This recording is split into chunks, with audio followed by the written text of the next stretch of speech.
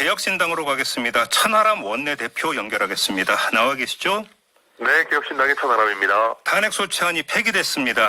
국민의힘 의원들의 집단 표결 불참으로 폐기됐는데 좀 평가부터 좀 해주십시오. 이게 다른 일도 아니고 내란인데 네. 헌법 파괴행위에 대해서 바로 탄핵이 되지 않은 거는 정말 참담한 일이고요. 저는 국민의힘 의원들한테 묻고 싶습니다. 나중에 정말 민주당이 집권해서 아니면 국민의힘이 그렇게 싫어하는 이재명 대표가 혹여 대통령이 됐을 때 법적 요건, 헌법적 요건 하나도 갖추지 않은 계엄 선포하고 국회 군인들 보내가지고 유리창 깨고 진입하면 그때도 이재명이 그렇게 해도 탄핵 안 할 거예요? 아니 이거는 여야 정파의 문제가 아니고 우리 기본적인 자유민주주의 헌법 질서에 대한 문제인데 이걸 안 하면 어쩌자는 건지 저는 도저히 이해를 못 하겠고요. 그래서 저는 참 아무튼 참담한 심정이고 우리 국민들의 수준에 정말 발톱의 때만큼도 여당 의원들의 수준이 미치지 못하는구나. 참 안타까운 마음입니다. 알겠습니다. 자신의 양심에 따라서 당론에도 불구하고 표결에 참여한 국민의힘 의원은 딱 3명이었습니다. 네. 자, 왜 3명으로 딱 끝나버렸을까요? 어떻게 진단하십니까, 대표님은?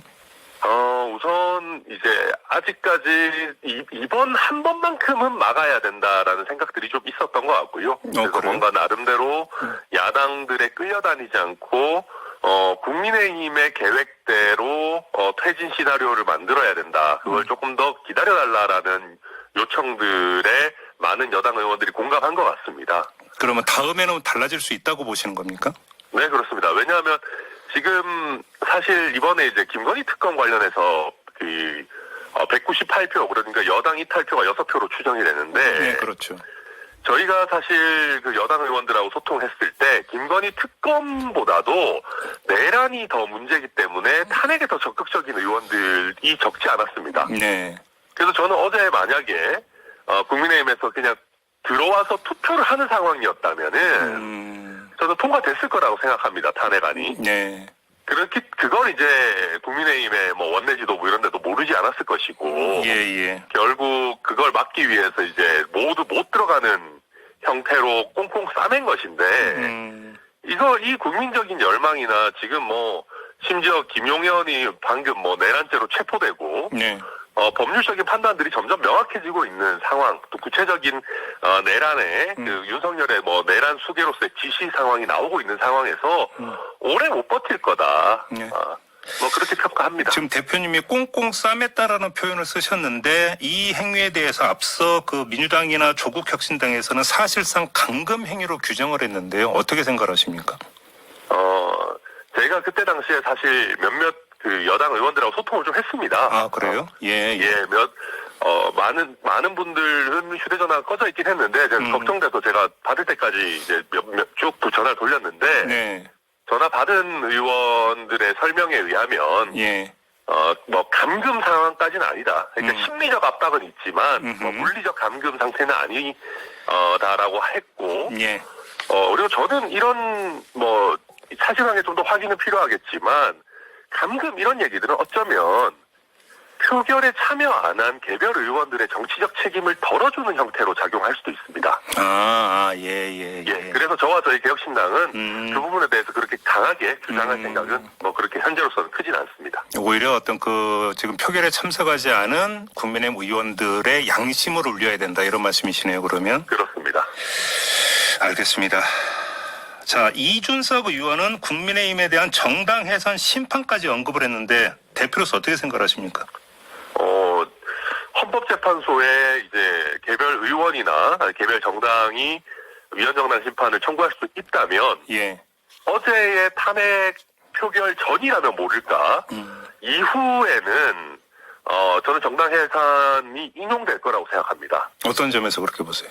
위헌 정당인 것이죠. 그러니까 내란 행위, 내란 수괴인 윤석열을 당론으로 조직적으로 보호한 것 아니겠습니까? 이거는 헌정 질서를 파괴한 내란 수괴를 동조하거나 부욕하는 정당이라고 할 수가 있겠죠. 그러면 이거는 당연히 우리 민주주의 질서를 굉장히 위협하는 음.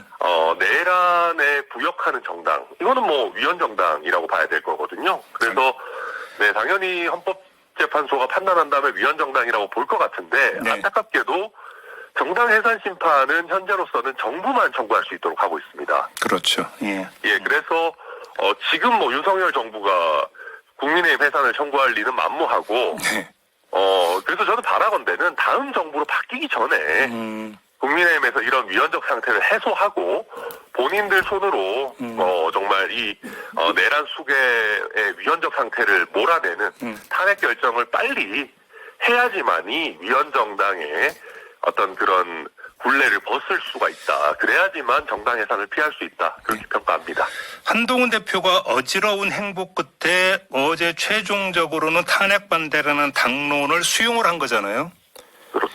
자, 그러면 이런 그 한동훈 대표의 개인적 결론에 도달할 때까지 어떤 일이 있었느냐? 예를 들어서 윤석열 대통령과 모종의 거래가 있었던 거 아니냐라는 지금 추측도 나오고 있는데 어떻게 생각하십니까? 네, 저는 그렇다고 생각합니다. 한동훈 대표는 거의 잔머리 굴리다가 날아갔다고 생각하고요. 예.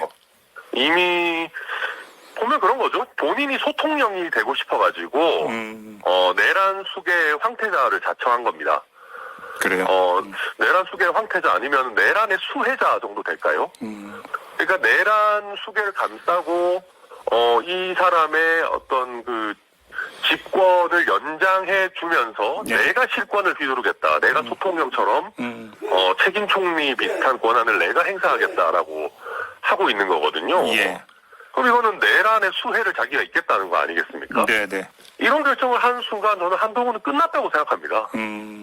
한동훈이 뭐가 있습니까? 한동훈이 무슨 경제 전문가입니까? 정책 전문가입니까? 이 사람이 내세울 만한 거는 법률가밖에 없어요. 예.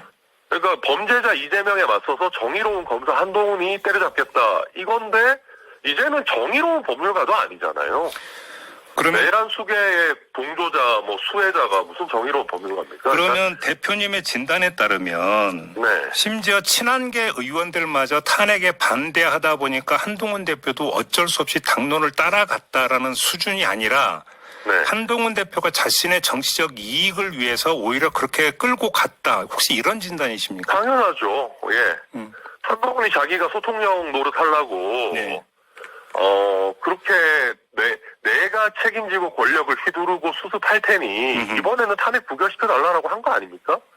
조경태 의원조차도 예. 한동훈 대표 뜻을 따르겠다라고 하면서 탄핵 찬성해서 반대로 돌아선 거잖아요. 네. 나머지 친한계 의원들도 다 비슷할 겁니다. 그러니까 결국 이거는 본인이 즉 적극적으로 내란 수계 윤석열의 임기 연장에 어떤 같이 동조를 하고 부역을 한 겁니다. 그래요. 예, 저는 그렇게 봅니다. 알겠습니다. 그 민주당의 계획은 11일에 임시국회가 다시 개회되자마자 탄핵소추안을 다시 발의해서 오는 14일 다음 주 토요일이죠. 이때 다시 표결을 시도한다 아마 이런 계획인 것 같습니다. 개혁신당도 여기에 동의하는 입장이실까요?